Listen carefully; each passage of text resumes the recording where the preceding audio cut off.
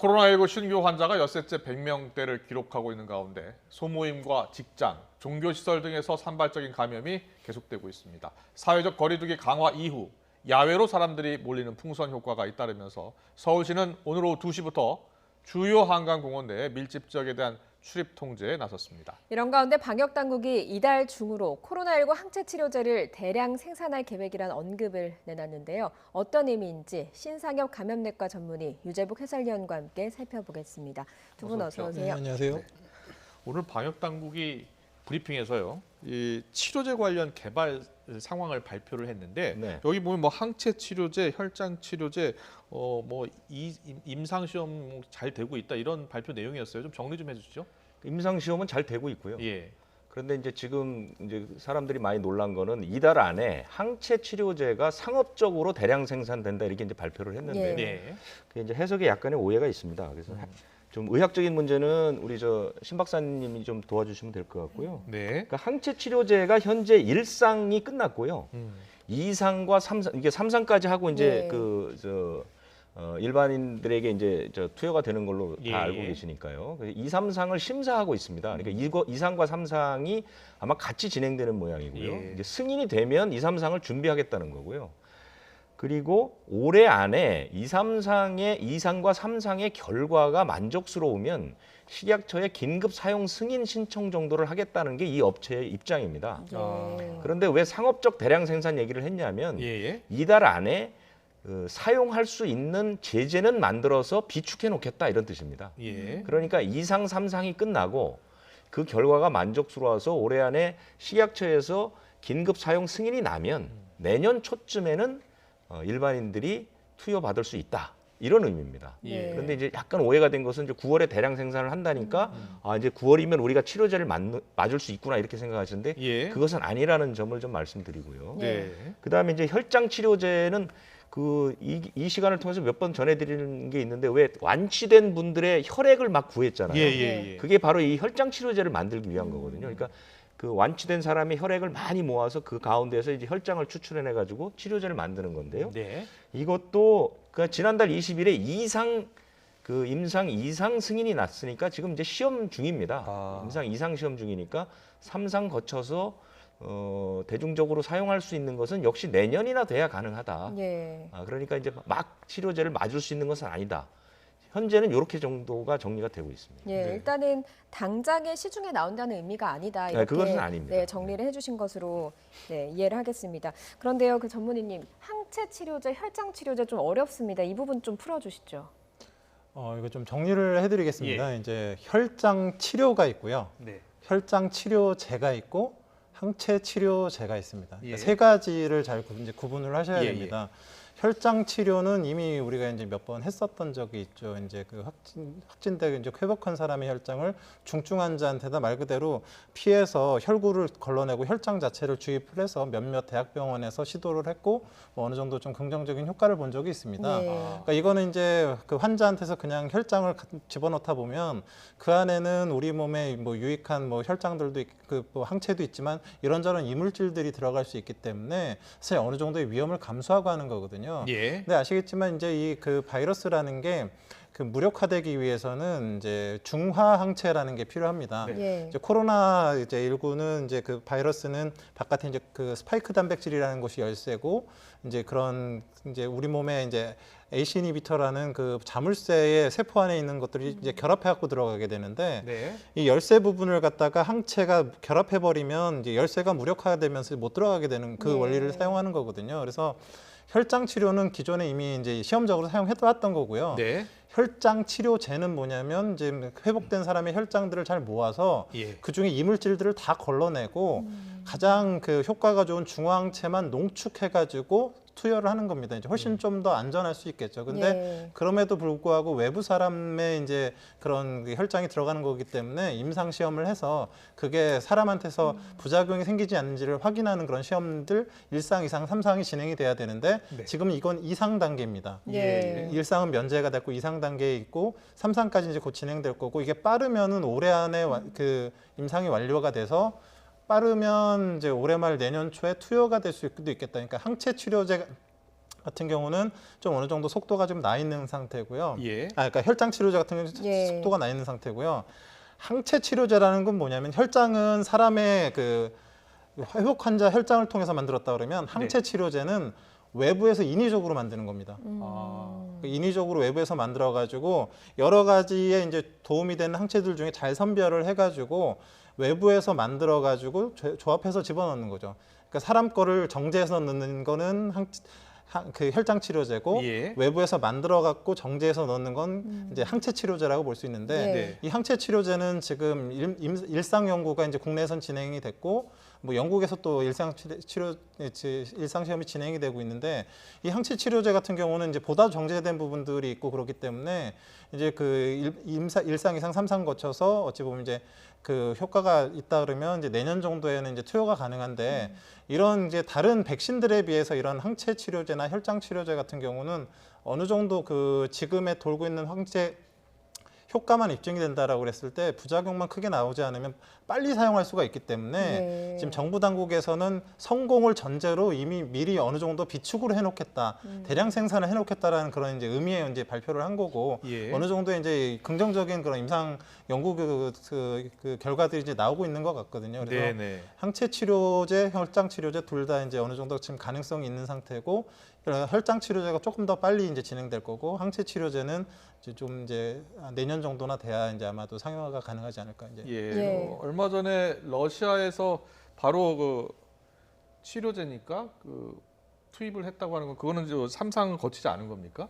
이제 러시아에서 한 거는 이제 치료제가 아니라 백신입니다. 아, 백신. 네, 예. 이제 러시아랑 중국에서는 지금 사실 1, 2상 정도가 이제 맞춰진 그 3상에서 이제 결국 안전성과 유효성을 입증하는 한 수만 명 대상의 임상 시험을 해야 되는데 네. 그걸 거치지 않고 수십 명에서 수백 명 단위 정도의 그런 이제 검사 그 임상 시험만 된 상태의 것들을 갖다가 그냥 자체적으로 승인을 해서 그냥 이제 접종을 하면서 어찌 보면 국민들한테 접종을 하면서 이제 3상 시험을 하고 있는 그런 상황인 건데 사실 좀 위험할 수가 있죠. 예, 예. 그래서 그 백신은 지금 이제 3상 시험들에 들어간 나라들이 미국이나 영국 선진국들이 꽤 많기 때문에 아. 우리나라에서 이제 그런 백신들은 이제 코백스나 아니면 이제 여러 이제 루트들을 통해 가지고 이제 확보하려고 노력을 하고 있는 거고요. 예. 항체 치료제와 혈장 치료제는 이제 다른 종류의 치료제의 이제 영역인데 이제 그 혈장 치료제는 2상, 항체 치료제는 1상 정도 단계에서 또 이제 미리 비축하고 있는 노력을 정부 당국에서 하고 있다 이렇게 보시면 될 수 있습니다. 예, 예, 알겠습니다. 이 효과도 중요하겠습니다만 안전성이 먼저 확보가 돼야 될 것 예. 같습니다. 유재복 기자인데 오늘 보니까 확진자가 130명대, 그러니까 엿새째 지금 100명대를 유지하고 있습니다. 네. 네, 어떻게 보고 있어요? 그러니까 어제가 119명이 나왔죠. 그래서 이제 사실은 이제 폭으로 봐서는 상당히 많이 줄었는데 어제는 검사 건수가 한 5천 건밖에 되지 않았거든요. 예. 그것은 뭐냐면 이제 일요일이기도 했고 그다음에 이제 태풍이 오는 바람에 예. 그 실외에 있는 선별 진료소가 많이 운영을 못 했어요. 근데 어제는 한 5천 건 가량 검사를 했는데도 예. 이제 136명 정도가 나왔습니다. 그런다 보면 역시 이제 뭐 폭발적인 확산세는 사실상 이제 일어날 가능성은 점점 작아지고 있는 것으로 보이고요. 예, 예. 이제 관건은 뭐냐면 이제 추석이 얼마 남지 않았기 때문에 이 확진 환자 수를 최대한 줄이는 게 중요합니다. 그런데 지금 2.5단계의 효과가 본격적으로 아마 이번 주쯤 나타나기 시작하니까 아마 좀 더 떨어질 것으로는 예상이 되는데요. 그 지역별로 그 집단 감염이 끊이질 않습니다. 그리고 우리가 생각할 수 있는 그런 분야들, 뭐 예. 종교단체, 시장, 방문 판매 이런 곳에서 이제 계속해서 확진 환자가 끊이지 않기 때문에 예. 사실 이것을 이제 추석 전까지 최소한으로 줄여야 되는데 그 부분은 상당히 좀 어렵지 않을까 그렇게 예상이 됩니다. 확진자가 많이 나오면서 사망자도 꽤 늘어나고 있는 상황이죠. 그러니까 중증 환자가 오늘은 오히려 이제 11명이 줄었다고 발표를 했거든요. 그런데 예. 사망자가 5명이 늘었으니까요. 실제로 예. 봐서는 중증 환자가 준 것이 아니고 이제 사망으로 이제 가게 된 것이죠. 그러니까 예. 처음에 그 사랑제일교회하고 8.15 집회 때 이제 확진 판정을 받은 분들이 일주일에서 열흘이 지나면 중증으로 변하고 이게 이제 한 달 정도 넘어가면 이제 사망으로 이제 이르게 된다고 이제 쭉 그 예측을 했었는데 네. 이제 그 사이클이 이제 돌아가는 것 같습니다. 그래서 사망 환자들이 이제 조금씩 나오고 있는 것인데요. 네. 그 부분은 이제 사이클상 어쩔 수 없다 하더라도 뭐 이제 최대한 막으려고 노력을 해야 되겠죠. 네. 예. 신상엽 전문의, 오늘 나온 그 몇 가지 사례를 보면요, 집단 감염이 발생한 곳 가운데 그 서울 강동구 콜센터가 있는데 문손잡이하고 그리고 에어컨 안에서 바이러스가 검출이 됐다고 하거든요. 이제 그 결국은 뭐 코로나19의 이제 대규모 유행은 주로 이제 산밀의 공간, 이제 밀집, 밀폐, 밀접한 그런 예. 접촉을 하는 상황에서 이제 실내에서 환기가 잘 되지 않을 때 이제 대규모 유행을 하는 경향이 있습니다. 예. 근데 이제 그 뭐 콜센터 같은 경우는 그런 산밀의 공간이 충분히 될 수가 있고, 이제 문제는 이제 마스크를 벗게 되는 상황들에서 이제 문제가 생기는데요. 뭐 예를 들면 화장실에서 뭐 양치를 한다거나 네. 아니면 뭐 이런 뭐 같이 뭐 실내에서 또 뭐 도시락을 먹는다거나 이런 상황에서 확진자가 있다 그러면 그 확진자가 낸 그런 비말들이 이제 주변을 오염시키게 됩니다. 네. 그러면 이제 뭐 문손잡이 같은 공용 물품, 뭐 에어컨도 이제 사람들이 여러 사람이 같이 만지면서 이제 오염이 될 수 있는 여지들이 있거든요. 그래서 그런 접촉 감염에 의해서 오랜 기간 이제 또 환기도 안 되고 그러니까 바이러스 농도가 높아진 상태에서 여러 군데 오염이 계속 지속되고 이런 환경에서 이제 결국은 이제 폭발적인 이제 유행이 어찌 보면 나타나게 된 거죠. 거의 80% 정도가 이제 감염이 된 그런 상황인데 예. 내부 근무자 중에서 그래서 그 뭐 많이들 생각하기에는 마스크 잘 쓰면 이제 비말은 잘 문제가 안 될 것 같지만 이런 접촉 감염들, 공용 물품에 의한 접촉 감염들이 어찌 보면 굉장히 중요한 매개가 될 수 있다라는 그런 이제 그런 사례가 될 수 있겠습니다. 예, 그 에어컨에서 지금 코로나19 바이러스가 나왔다라고 하잖아요. 근데 스타벅스 사례를 보면 천장에 에어컨이 달려 있었는데 많은 사람들이 감염이 됐습니다. 그러면 에어컨을 가동을 할 때 그 공기가 순환하는 과정에서 비말이 옮겨간 것 아닌가 하는 생각이 들기도 하거든요. 어떻습니까?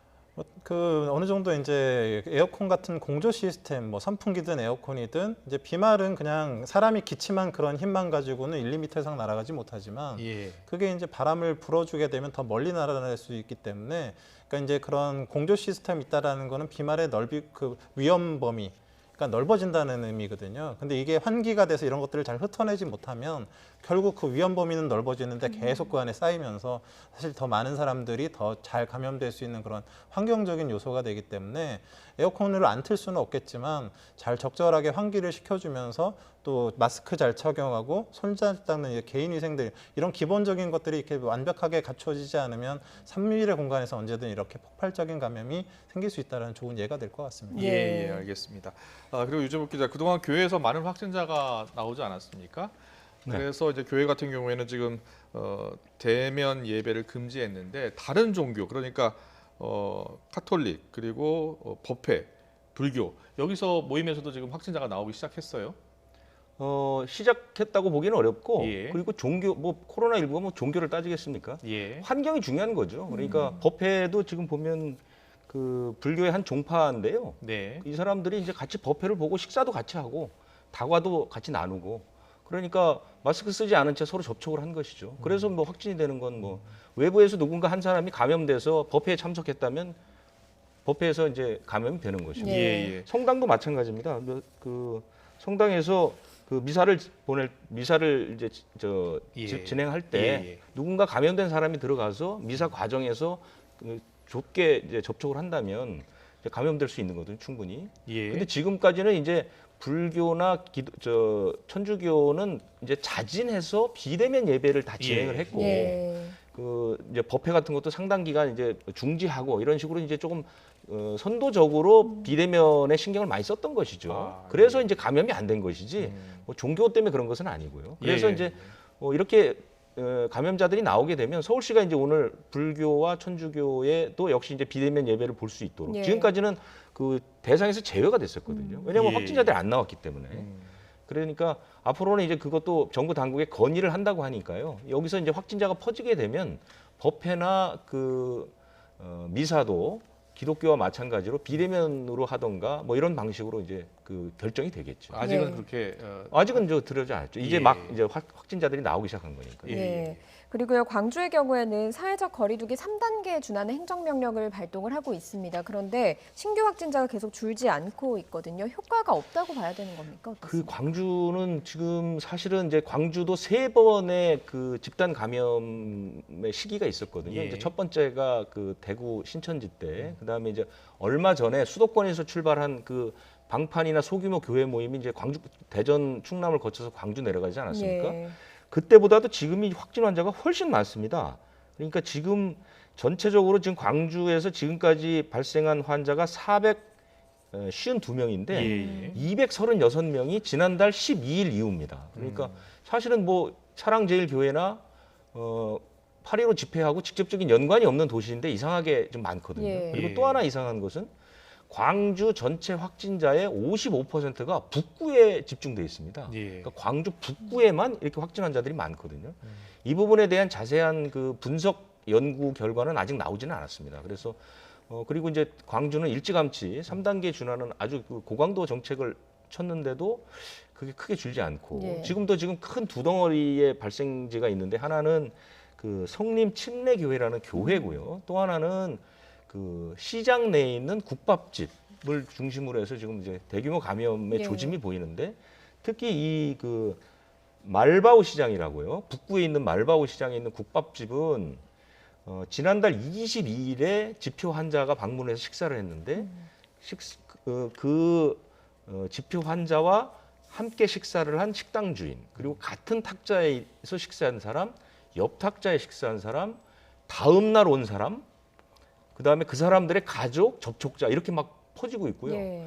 거기가 이제 3일장을 치르는 시장인데 그 주변에 있는 그 담양이라든가 장성 쪽에서도 사람들이 많이 오고 있는 예. 것입니다. 그러니까 그리고 22일에 방문을 했는데 확진이 30일 됐으니까요. 한 열흘 가까이 이 사람들은 증상을 자각하지 못한 채 장이 3번이나 열렸거든요. 예. 그러니까 상당히 지역 감염이 광범위하게 퍼져 있을 가능성이 있습니다. 그래서 예. 여기서 큰 집단 감염이 일어날 가능성이 있다. 상당히 조심해야 하는 분위기인데 광주도 상당히 난감한 지금 상황이죠. 예. 원인은 알 수 없는데 계속해서 감염자가 크게 나오기 때문에 예. 네. 그런 위험성을 가지고 있습니다. 예, 예. 많이 걱정이 됩니다. 그리고 지금 수도권에서 거리두기 2.5단계가 시행되다 보니까 식당, 카페에서 저녁 9시 이후로는 이제 음식을 먹지 못하게 돼 있잖아요. 그러니까 이제 사람들이 야외로 나가나 봐요. 그래서 지금 한강 공원에 많은 분들이 저녁에 모여서 음식을 먹고 또 술도 마시는 분들도 있던데 서울시가 오늘부터 이제 조치를 내놨습니다. 밀집 시설에 이제 출입하지 못하게 한다는 거죠. 그래서 그래픽 보시면은 공원별 통제 대상 구역이라고 3곳을 이제 꼽았죠. 그러니까 한강 공원에 가는 전체 그 한강 공원을 찾는 전체 인원 가운데 절반이 요 3곳에 모여 있습니다. 예. 그래서 이 3곳은 오늘부터 13일까지는 이제 아예 아무도 들어가지 못하도록 만든 거죠. 그 다음에 한강 공원에 있는 매점 카페는 9시까지 영업하고 주차장 예. 이런 것도 이제 다 진입 금지를 시킨 것이죠. 네. 야외라고 절대로 안전하지 않다는 걸 보여주는 겁니다. 예, 사실 뭐 실내 밀집 이용 시설을 제한하는 거는 모이지 말라는 신호입니다. 앞서서 3일 지역에서는 항상 감염될 수 있다라고 하셨는데 야외도 예외는 아니지 않겠습니까? 네, 그렇습니다. 그 야외랑 실내랑 다른 거는 그냥 환기가 잘 된다. 요거 하나밖에 없습니다. 예. 나머지 조건은 그냥 똑같다고 보시면 되거든요.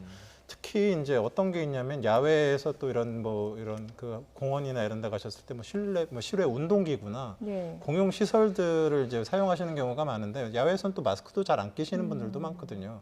근데 그런 시설들은 뭐 소독이 잘 될 리도 없고, 근데 그 안에 확진자가 이용을 하게 됐을 때 아까 지금 뭐 콜센터에서 발생했던 것처럼 공용 시설에 그 바이러스가 묻어 있게 되고 사람들이 이게 만지게 되면 유행이 발생할 수밖에 없는데 거기에는 무슨 뭐 방명록을 작성하는 그런 상황도 아니기 때문에 그 불특정 다수에 의한 그런 감염이 퍼져나갈 수 있는 그런 그 통로가 될 수가 있습니다. 그래서 어찌 보면 예. 역학조사도 더 어렵거든요. 그런 부분들이.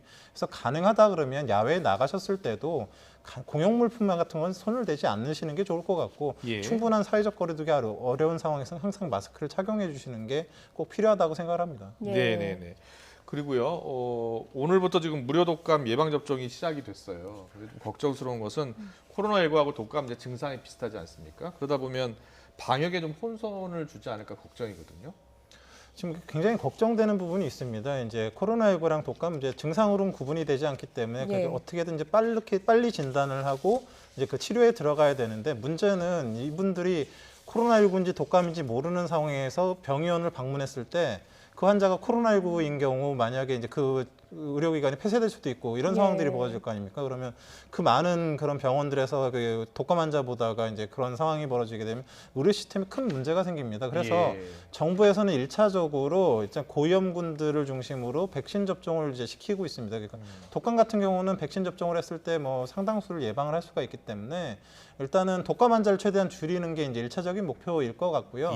그리고 이제 병의원에 왔을 때 어떻게든 그런 체류 시간을 줄이기 위해서는 검사 진단이 빨리 돼야 되는데 지금 코로나19 같은 경우는 이제 진단 키트가 있고 독감도 키트가 있습니다. 이제 이걸 갖다가 동시에 한꺼번에 검사를 해서 어떻게든 100%는 아니겠지만 독감인지 코로나19인지를 조기에 어느 정도 감별할 수 있는 그런 키트들도 이제 개발해서 이제 승인을 하려고 이제 노력을 하고 있는 부분들이 있거든요. 근데 결국 궁극적으로는 코로나19 환자가 이렇게 모든 병의원들을 돌아다니게 되면 그 병의원에 큰 문제가 되기 때문에 어느 정도의 호흡기 전담 클리닉 같은 안전성을 담보한 상태에서 호흡기 환자들을 보고 그 환자들을 진단한 이후에 이제 어느 정도 이렇게 좀 조율을 할 수 있는 그런 클리닉들이 좀 빨리 활성화가 되는 그런 것들이 좀 더 필요한 시기라고 생각을 합니다. 독감과 코로나19가 증상이 비슷하기 때문에 가을에 2차 대유행이 오진 않을까 걱정이 뭐 크다는 말씀을 해주신 것 같습니다. 그런 대비책이 필요하다는 말씀인데 그 변수가 되는 것 중에 하나가 바로 추석입니다. 앞서서 언급해 주셨지만 오늘하고 내일 이틀 동안 추석 열차 승차권 예매가 시작이 됐거든요. 창가 자리만 예약하면서 지금 그 예매할 수 있는 건수가 굉장히 줄어든 상태죠. 그러니까 방역 당국이나 정부의 목표는 이번 추석에 가능하면 고향을 찾지 않는 것이 목표일 겁니다. 그래서 지금 취해지는 몇 가지 조치가 이제 앞으로 계속 나올 건데요. 대부분은 다 이제 고향을 가능하면 가지 않는 방향으로. 그래서 뭐 열차표도 200만 장 중에 100만 장만 파는 거고, 뭐 톨게이트 비용도 이제 본인이 내도록 하고, 뭐 이런 식인데 사실은 우리가 추석 때 집을 떠나서 고향을 찾는 전 과정을 이렇게 돌이켜 보시면요. 버스나 기차역에 사람들이 바글바글합니다. 타기 위해서 바글바글하죠. 그다음에 가다 보면 자가 운전을 하더라도 휴게소 들어가 보면 사람들이 바글바글합니다. 앉을 자리가 없고. 고향에 돌아가면 할아버지 할머니가 반갑다고 손주를 막 껴안습니다. 그리고 집집마다 돌아다니면서 다 인사를 합니다. 그게 전국에서 다 모이는 사람들이거든요. 그러면 지금 우리나라도 뭐 어느 정도 지역사회 감염이 광범위하게 퍼져 있다는 전제를 놓고 보면 모든 전 과정이 다 감염 위험이 높은 상황들만 이어지고 있는 거거든요. 그런 사람들이 또 이제 연휴가 끝나면 다 고향으로 자기의 고향으로 다 자기가 사는 곳으로 다 돌아갑니다. 그러면 추석 이후에 감당하기 힘들 정도의 대규모 감염이 일어날 가능성이 상당히 높죠. 그리고 그런 사례를 우리는 지난 설에 중국에서 보지 않았습니까? 중국에서 수만 명이 한 번에 터져 나온 것은 바로 춘제 때 고향을 갔다 돌아왔기 때문에 그런 것이거든요. 그래서 사실은 그 방역 당국의 모든 조치는 가능하면 이번 추석에는 고향을 찾지 않고 집에서 머무는 것을 목표로 하고 있다. 그런 차원에서 모든 조치들이 이루어지고 있다. 이렇게 이해를 하시는 게 좋고요. 이번에는 이제 좀 결단을 내리실 필요가 있지 않나 이렇게 생각이 듭니다. 네, 알겠습니다. 심상혁 전무님, 짧게 이번 추석 정말 상당히 중요한 시기 아니겠습니까? 이때 이 고비를 잘 넘겨야 되지 않겠습니까? 그러니까 지금 결국 코로나19가 무증상기에도 감염력이 있는데 젊은 분들이 고향에 돌아가서 어르신들을 감염시키면 참 괴로운 상황들이 벌어지거든요. 그래서 가능한 경우라 그러면 이제 집에 머무르시는 게 좋겠고 불가피한 경우라 그러면 아까 유재복 해설위원님 말씀하시지만 휴게소나 이런 터미나 이런 데서의 그런 방역 수칙들 굉장히 잘 지켜주셔야 될 것 같고 어디서든 그런 기본만 잘 지켜주신다 그러면 이제 어느 정도는 예방할 수 있기 때문에 추석 명절을 가능하면 집에서 혹시라도 불가피한 경우에도 저희는 방역 수칙을 잘 지키는 상황에서 이제 지켰으면 좋겠습니다. 네, 알겠습니다. 코로나19 특히 어르신들이 코로나19에 걸리면 상당히 위중한 상황까지 올 수 있기 때문에 이번 추석은 아무래도 귀성길을 자제하시는 게 좋을 것 같습니다. 지금까지 신상엽 감염내과 전문의 그리고 유재복 해설위원이었습니다. 잘 들었습니다. 고맙습니다.